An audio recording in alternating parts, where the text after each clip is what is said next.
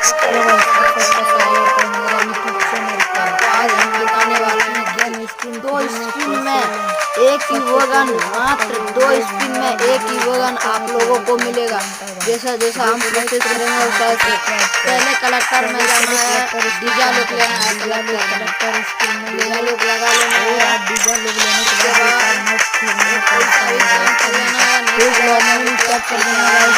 खेलने के बाद आप सभी को निकलने का कोशिश दो स्पिन में निकालेंगे। नहीं निकालना तो मेरा चैनल को अनसब्सक्राइब कर देना। दो स्पिन में निकल गया तो एक स्पिन में आपका सामने आंखों के सामने निकालने वाला हूँ मैं वो।